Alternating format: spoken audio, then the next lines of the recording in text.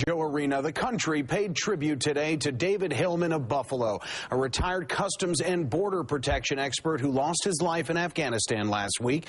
Senior correspondent Rich Newberg talked with a man who was by David Hillman's side when a suicide bomber took his life. Rich. A tremendous outpouring of respect today for David Hillman. He made friends wherever he went, even Afghanistan. And I got a first-hand account of why this man put his life at risk for his country. The path leading to St. Paul's Roman Catholic Church was lined with agents and officers from Customs and Border Protection. David Hillman left his mark on the world, said Assistant U.S. Commissioner Thomas Winkowski. Hillman was proud of his uniform, he said, and wore it with distinction and pride. He just loved it. When we'd go to work in the morning, he'd be the first one out the door. And it was just such a pleasure to know such a human being. Vern Reines recruited David to go to Afghanistan, working for a contractor that taught Afghan customs officers to inspect vehicles more efficiently and increase revenue for the government there.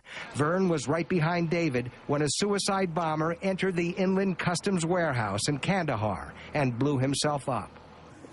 From out of nowhere on the right-hand side, somebody walked over to where our group was, and he just blew himself up. David was killed, and 3 U.S. Customs workers were wounded. Aim! Fire!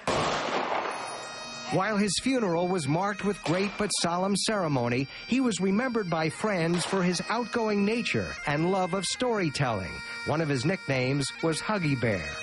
He was just a likable person. He's always been like that from a kid on. He always had friends around him. We called Dave Froggy. And the reason we called him Froggy was Dave was the first one to jump into anything.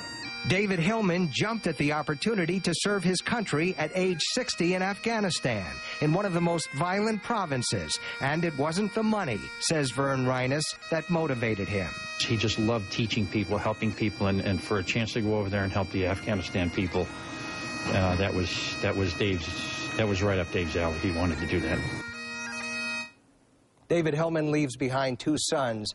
Benjamin, a customs officer in Chicago, said he lived for the job, absolutely loved it. Reporting live, Rich Newberg, News 4 at 5:30. Thank you, Rich.